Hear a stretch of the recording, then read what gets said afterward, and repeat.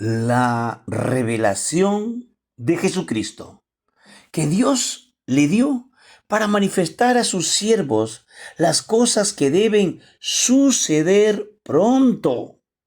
Y la declaró enviándola por medio de su ángel a su siervo Juan, que ha dado testimonio de la palabra de Dios y del testimonio de Jesucristo y de todas las cosas que ha visto.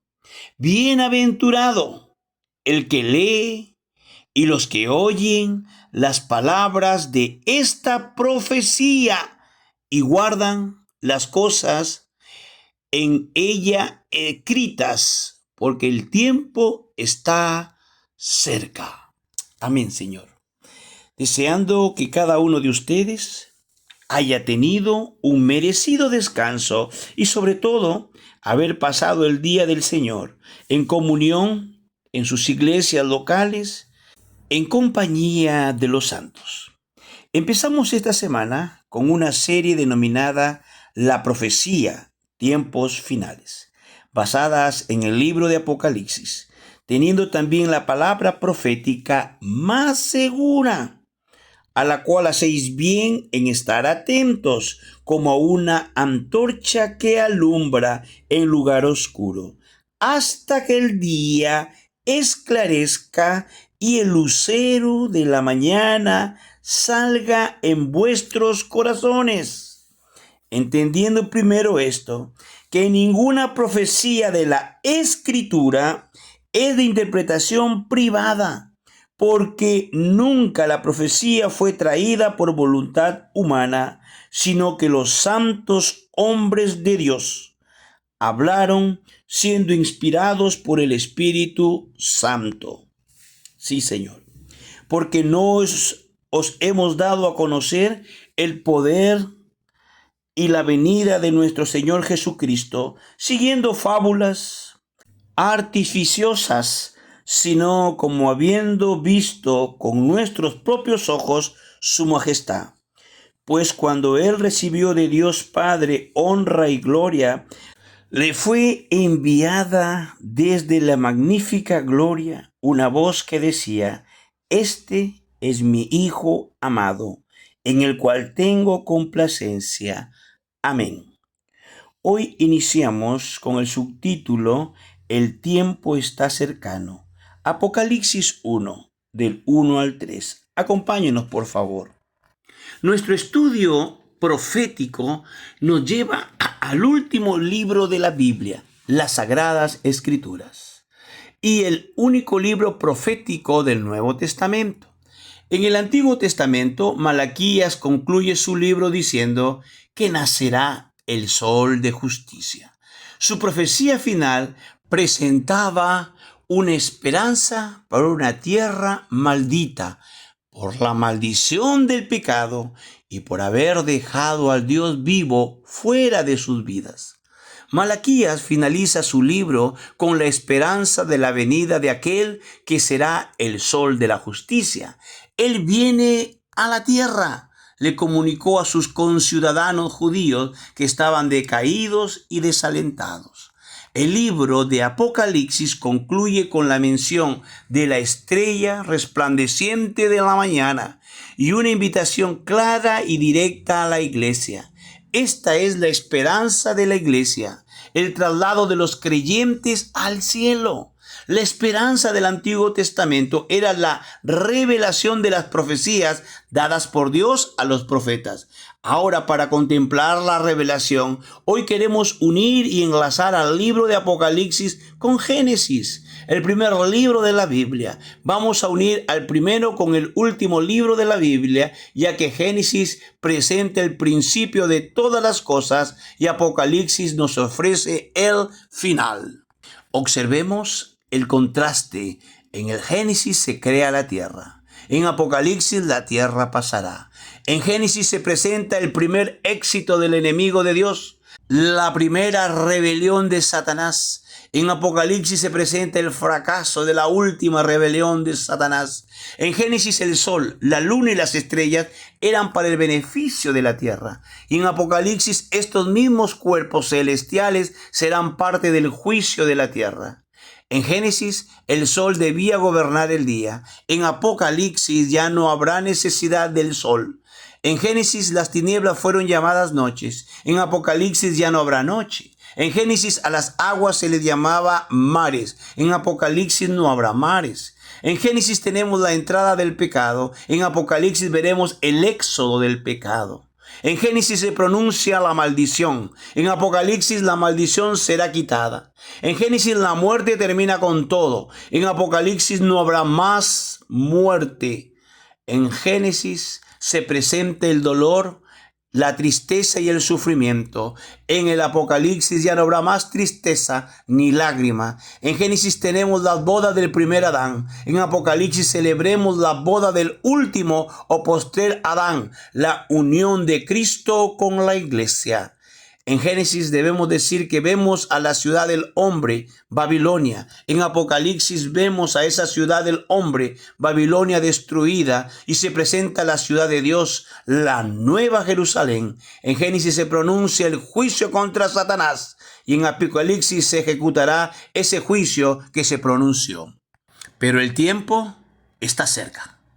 Esto no implica ni indica que las cosas que se mencionan al final de Apocalipsis están sucediendo hoy, sino que quiere decir que el principio de la iglesia, que comenzó a formarse en el día de Pentecostés, explicadas en las fiestas solemnes y corroboradas en el libro de Levíticos 23, dando el inicio de la etapa de la iglesia con la llegada del Espíritu Santo, cumpliéndose en la cuarta fiesta solemne, fiesta de Pentecostés, y que la iglesia ahora pronto partirá y finalizará el tiempo de la gracia con la partida de la iglesia a las bodas del Cordero, que será en la quinta fiesta, las fiestas de las trompetas.